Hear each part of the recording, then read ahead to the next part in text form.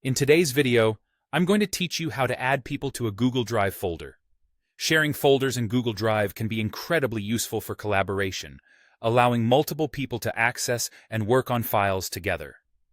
Let's get started by heading over to drive.google.com.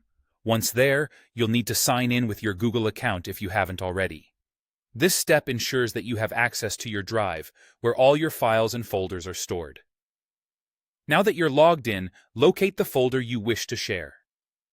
If you have many files and folders, you might find it helpful to use the search bar at the top of the screen to quickly find what you're looking for. Once you've found the folder, there are a couple of ways you can initiate the sharing process. You can right-click on the folder to open a menu and then select Share from the list. Alternatively, you can select the folder with a single click. This brings up the top menu bar where you'll find a share icon resembling a person with a plus sign. Clicking this icon will also take you into the sharing settings. In the pop-up window titled Share with People and Groups, you'll see a field where you can type the email addresses of the person or group you want to add. It's important to make sure you've entered the correct addresses to ensure the right people get access. Once you've added the email addresses, you'll notice a drop-down menu next to each one. This is where you'll set the access level for each individual. Let's go over these options. The first option is Viewer, which allows people to only view the folder's content. They cannot make changes, add comments, or delete anything. Perfect for when you just want someone to look but not touch.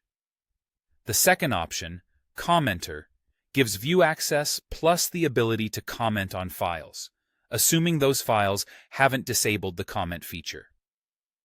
This is ideal when you need feedback or suggestions but don't want content changes. The final option is Editor. This gives full access. They can view, comment, add, edit, and even delete items. Use this option when you're confident in the collaborator's ability to handle the materials responsibly. If you like, you can also tick the Notify People option, which will send an email invitation to the individuals you've added. This email can include a customized message explaining why you are sharing access to the folder, providing context, or perhaps setting expectations for their involvement. Once everything looks good and you've set the access levels appropriately, go ahead and click Send or Share depending on the version you see.